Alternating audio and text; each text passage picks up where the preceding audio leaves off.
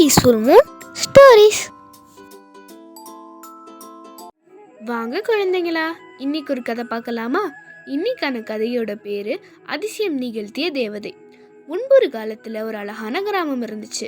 அந்த கிராமத்துல ஒரு குடும்பம் வாழ்ந்து வந்துச்சு. அந்த குடும்பம் கொஞ்சம் ஏழை. அந்த குடும்பத்துல மொத்தம் 3 பேரு: ராதா, கிருஷ்ணா, அப்புறம் அவங்க 2 பேருக்கு பிறந்த குழந்தையான கவிதா. இவங்களுக்கு ஒரு கோழி பண்ணை இருந்துச்சு. ஆனால் அதில் நம்ம நினைக்கிற மாதிரி நிறைய கோழிகள்லாம் இல்லை. அவங்க குடும்ப வருமானத்தினால அவங்க ஒவ்வொரு கோழியாக விற்றுக்கிட்டே வந்துட்டு இருந்தாங்க. அதனால அவங்க கோழி பண்ணையில் கொஞ்சமாக தான் கோழிகள் இருந்துச்சு. இப்படி இருக்கும்போது ஒரு நாள் காலையில் கிருஷ்ணா அவருடைய மனைவியான ராதா கிட்ட, ஏதாச்சும் உதவி வேணுமா? கிணத்துலேருந்து தண்ணி ஏதாச்சும் எடுக்கணுமா? இல்லை கோழி பண்ணையில் ஏதாச்சும் உதவி வேணுமா? எதுனாலும் கேளுங்க, நான் உங்களுக்கு செய்கிறேன் அப்படின்னு சொல்லி கிருஷ்ணா தன்னுடைய மனைவியான ராதா கிட்ட சொல்லிட்டு இருக்காங்க.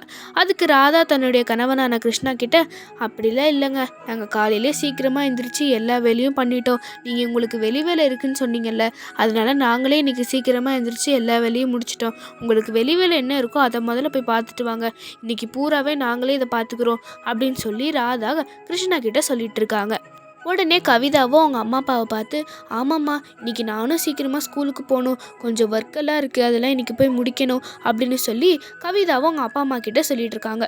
அதுக்கு ராதாவும் அவங்க பொண்ணை பார்த்து, ஆமாம்மா, உனக்கு நேரம் ஆயிடுச்சுல, சீக்கிரமாக போய் கிளம்பு, இல்லாட்டி ஸ்கூல் வேன் உன்னை விட்டுட்டு போயிடும், சீக்கிரமாக போ, ஒர்க்கு வேறு இருக்குன்னு சொல்கிற, சீக்கிரமாக போனால் தான் உன்னால் முடிக்க முடியும் அப்படின்னு சொல்லி ராதா தன்னுடைய பொண்ணான கவிதா கிட்ட சொல்லிட்டு இருக்காங்க. அதே கிராமத்தில் ஒரு பணக்கார குடும்பமும் இருக்குது. அதில் மொத்தம் 3 பேர். அதில் அப்பாவுடைய பேர் ரமேஷ், ரமேஷோட மனைவியோட பேர் அமலா, அவங்க 2 பேருக்கு பிறந்த குழந்தையோட பேர் சுஜி. இப்படி இருக்கும்போது ரமேஷ் தன்னுடைய மனைவியை பார்த்து, 2 பேரும் ஃப்ரெண்டு வீட்டுக்கு போகணும்னு சொன்னீங்கல்ல, சீக்கிரமாக கிளம்புங்க, அப்போ தான் உங்களை ஃப்ரெண்டு வீட்டில் விட்டுட்டு நான் வேலைக்கு சீக்கிரமாக போக முடியும்னு சொல்லி ரமேஷ் அவங்களோட மனைவி கிட்ட சொல்லிட்டு இருக்காங்க.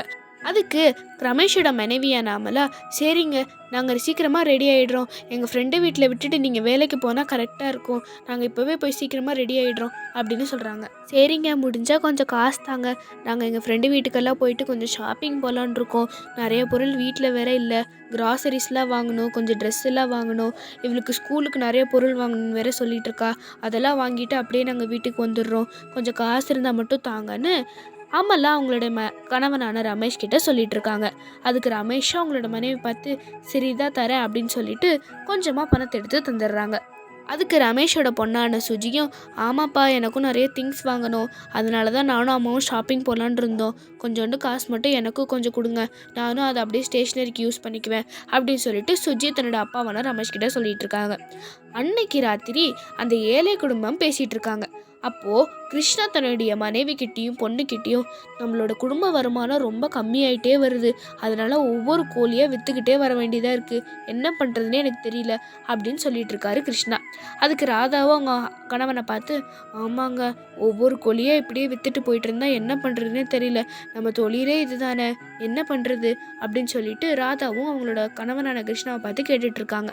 அதுக்கு அவங்க பொண்ணும், ஆமாப்பா, என்ன பண்ணுறதுனே தெரியல, ஒவ்வொரு கோழியாக போய்கிட்டே இருக்குது, அதனால எனக்கு மனம் ரொம்ப கஷ்டமாக இருக்குப்பா அப்படின்னு சொல்கிறாங்க கவிதா. அப்புறம் 3 பேரும் வீட்டுக்குள்ளே வந்து பேசிகிட்டு இருக்காங்க. அப்போ கிருஷ்ணா அவங்களோட மனைவியும் பொண்ணையும் பார்த்து, நான் இன்றைக்கி ஒரு முடிவு எடுத்திருக்கேன், எல்லா கோழியும் விற்றுட்டு ஒரே ஒரு கோழியை மட்டும் வச்சுக்கலாம், அது நல்ல முட்டை போடுற கோழியாக இருந்தால் போதும், அந்த முட்டையை வச்சு நம்ம வருமானம் பார்த்துக்கலாம் அப்படின்னு சொல்கிறாரு கிருஷ்ணா. நாளைக்கு கொஞ்சம் கோழியை விற்றா தான் நம்ம பொண்ணோட ஃபீஸையாச்சும் கட்ட முடியும், அப்போ தான் போக போக வர்ற செலவுகளை சமாளிக்க முடியும், எனக்கு என்ன பண்ணுறதுனே தெரியல, அதனால தான் இந்த முடிவு எடுத்தேன்னு சொல்கிறாரு கிருஷ்ணா. அதுக்கு அவங்க மனைவியை பொண்ணும், ஆமாப்பா, இதுதான் கரெக்டு, இதே பண்ணிடலாம் அப்படின்னு சொல்லிட்டு கொஞ்சம் வருத்தத்தோடையே 3 பேரும் அன்னைக்கு ராத்திரி தூங்கிடுறாங்க. அடுத்த நாள் காலையில் பார்த்தா 3 பேரும் ரொம்பவே வருத்தத்தோட பேசிகிட்டு இருக்காங்க.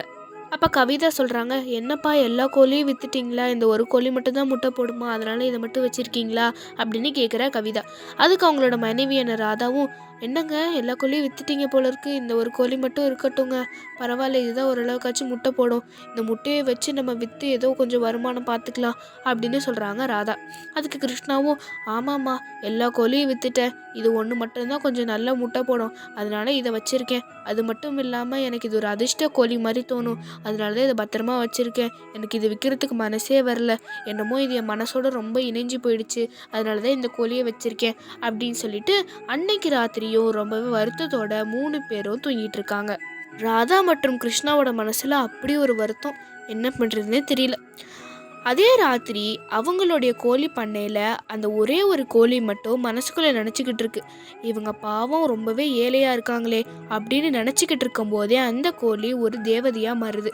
அப்போ தான் நமக்கு தெரியுது அது சாதாரண கோழி இல்லை, அது ஒரு தேவதை.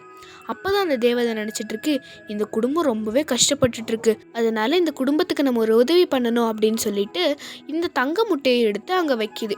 அப்போ தான் தெரியுது இந்த தேவதை இந்த கோழி மூலமாக டெய்லி ராத்திரி அந்த குடும்பத்துக்கு ஒரு தங்க முட்டை வைக்கலான்னு முடிவு பண்ணியிருக்கு. அன்னைக்கு ராத்திரியும் அதே மாதிரி ஒரு அழகான தங்க முட்டையை வச்சுட்டு போயிடுது. இந்த கோழி சாதாரண கோழி இல்லை, ஒரு தேவதை.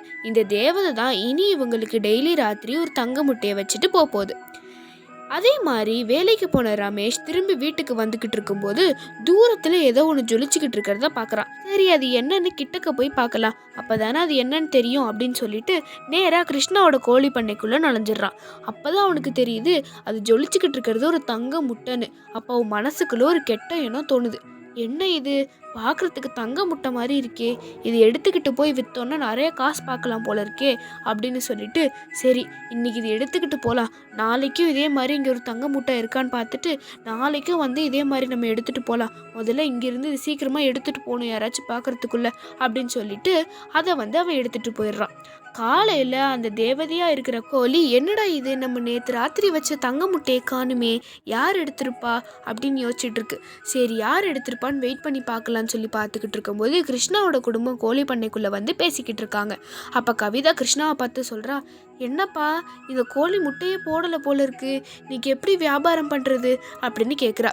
அதுக்கு ராதாவும், ஆமாங்க இந்த கோழி முட்டையே போடலை போல இருக்கே, நல்லா முட்டை போடுன்னு சொன்னீங்க, இன்னைக்கு வியாபாரத்துக்கு என்னங்க பண்ணுறது அப்படின்னு சொல்லிட்டு இருக்காங்க ராதா.